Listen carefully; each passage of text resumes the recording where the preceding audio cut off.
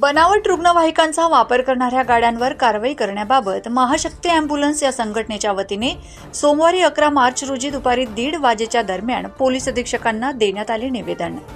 बनावट रुग्णवाहिकांचा वापर करणाऱ्या गाड्यांवर कार्यवाही करण्याबाबत महाशक्ती अँब्युलन्स समाजसेवा असोसिएशन या संघटनेच्या वतीने पोलीस अधीक्षक श्रीकांत धिवरे यांच्याकडे निवेदन देण्यात आले आहे। यावेळी मोठ्या संख्येने महाशक्ती अँब्युलन्स समाजसेवा असोसिएशन या संघटनेचे अनेक पदाधिकारी कार्यकर्ते उपस्थित होते। निवेदनात म्हटले आहे की काही लोक व समाजकंटक रुग्णवाहिकेच्या नावाचा गैरवापर करीत आहेत व खासगी वाहनांना रुग्णवाहिकेसारखे हुबेहूब बनवून अवैध वाहतूक करीत आहेत। उदाहरणार्थ गुटखा वाहतूक, दारू वाहतूक व गायींची वाहतूक करीत आहेत।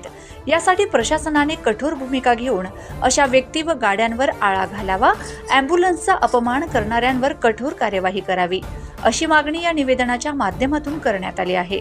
यावेळी संघटनेचे अनेक पदाधिकारी, कार्यकर्ते तसेच रुग्णवाहिका चालक मोठ्या संख्येने उपस्थित होते।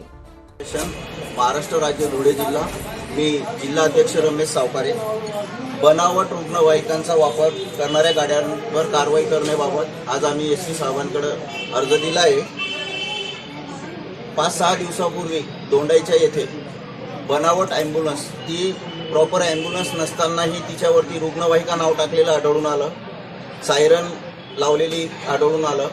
त्या गाडीमध्ये तपासणी केली असता टोटल 9 गायी मिळाल्या, 9 पैकी 3 गायी मेलेल्या होत्या। अशा बनावट रुग्णवाहिकांवर प्रशासनाने कठोर कारवाई करावी व आमच्यावर जो अपमानास्पद टाळण्यात यावा, ही नम्र विनंती।